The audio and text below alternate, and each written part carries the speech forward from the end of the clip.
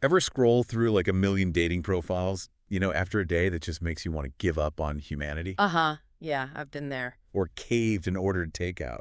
Because even thinking about cooking felt like, I don't know, rocket science. Oh, totally. Sometimes the microwave is as far as I get. Point is, we're swimming in apps and algorithms these days. Hmm. Half the time, we don't even realize how much tech runs our lives. It's true. It's like the behind-the-scenes stuff you never think about until it stops working. Exactly. And that gets kind of scary when we're talking about, well, elections? Ooh, yeah. The stakes get a lot higher there. Big time. Which is why this whole Department of Technology idea caught my eye. The article you sent, Welcome to the Future. Right. July 2024. That one. Yeah. On department.technology, I think. That's the one. And they are not messing around. They want a whole new branch of government, like at every level, focus on tech. It's a bold move, that's for sure. But then again, when you think about how much tech's involved in governing these days. It's kind of mind-blowing. And for elections especially, this article argues we need consistency, we need security, we need efficiency. All the things tech promises but doesn't always deliver on, right? Right. And it's not just about making things run smoother. It's about trust, which, let's be real, is kind of lacking these days. And without trust, you don't have a functioning democracy. It's the foundation the whole thing's built on. Which is where this department comes in. They lay out 5 main areas to tackle. First up, cybersecurity, the big one. Yeah. I mean, after that election system breach a few years back. Oh, yeah. That was a mess. Really shook people's confidence, even though it was relatively small scale. Exactly. In this department, they're talking next-level protocols to stop hackers dead in their tracks. Like Fort Knox for our elections. It's like that saying, an ounce of prevention is worth a pound of cure, or in this case, a whole lot of chaos and distrust. Okay, that makes sense. Then there's data privacy, which, come on, who hasn't had their info misused online at this point? Raises hand sheepishly. Right, it's the worst. But with voter data, the stakes are even higher. This department wants strict rules on how that info is handled, period. It's about time, honestly, because right now it feels like it's the Wild West out there, and that erodes trust faster than anything. And it's like it's not just about catching the bad guys after they've done something, right? It's about stopping them before they even get a foot in the door. Exactly. Like, imagine a home security system, but for our elections.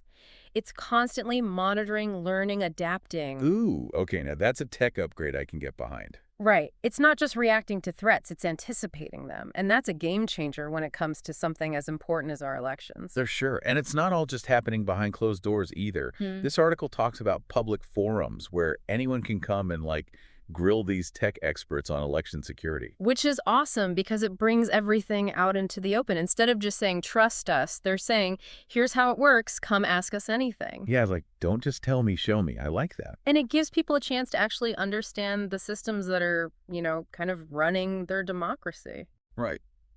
Speaking of understanding, they also want these super detailed transparency reports. It's like an election security report card. I love that analogy. Because everyone understands a report card, you can see at a glance where things are going well and where they need some work. Exactly. And wouldn't it be great if every part of government was that transparent? But, okay, let's get real for a sec. This all sounds amazing, but how do we actually make it happen?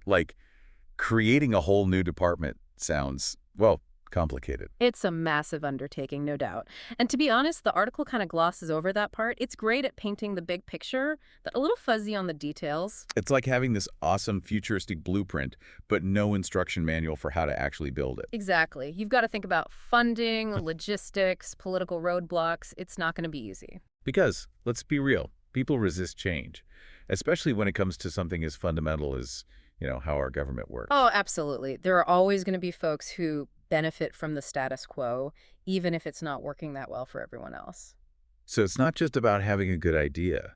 It's about navigating all the political hoops and hurdles that come with actually trying to implement it. Exactly. And that takes time, persistence, and a whole lot of persuasion. And let's not forget about the human element. Even if you get this department up and running, you need people who can actually do the job. Right.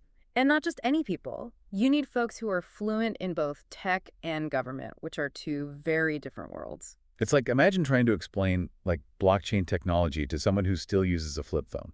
Right. Or, conversely, trying to teach a programmer how to navigate the labyrinthine world of government bureaucracy. Oh man, the culture clash. But seriously, finding people with that unique skill set, That's a challenge and a half. It really highlights the need for better communication and collaboration between Silicon Valley and Washington, D.C. Two worlds that often seem like they're speaking completely different languages. And yet, here we are trying to get them to work together on something as important as our elections. It makes you wonder, is our current system even set up to handle this kind of change? That's the million-dollar question, isn't it? And honestly, I'm not sure I have the answer. Yeah, it's like we could dream up these big, innovative ideas, but can our systems actually handle it?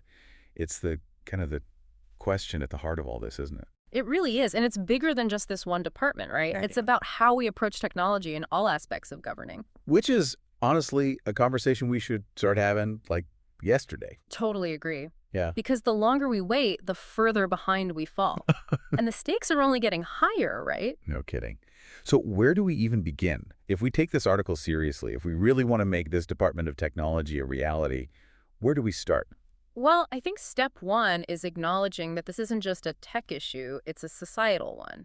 It's about figuring out what role we want technology to play in our democracy. Okay, so less about the nuts and bolts of the department itself and more about the bigger picture. Exactly. Because the technology is just a tool, it's how we use it that matters. Yeah. And that's a conversation we need to have as a society. Yeah, it's like, are we okay with algorithms making decisions that affect our lives?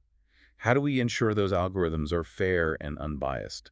Those are some heavy questions. They are, but they're questions we can't afford to ignore any longer. And the good news is, it's not up to some tech CEO or politician to decide. It's up to us. Us. Yeah. Like us regular folks. Exactly. We, the people, have more power than we realize. We just need to be willing to use it. That means getting informed, speaking up, and holding our elected officials accountable. So it's not just about reading articles like this one or listening to podcasts like ours. It's about taking that knowledge and turning it into action. Contact your representatives, go to town halls, talk to your friends and family. The more people who are engaged in this conversation, the better. Consider this our official call to action then. Go forth and be the change you want to see in the digital world. And hey, if you want a good place to start, check out that article we keep mentioning. Right. Head over to department.technology. They've got some bold ideas, and whether you agree with them or not, they're definitely worth thinking about. Couldn't agree more. This has been a fascinating deep dive. But like all good deep dives, it's left us with even more questions than answers. So we'll leave you with this. Keep asking those questions, keep digging for those answers, and most importantly, keep the conversation going. Because the future of our democracy might just depend on it.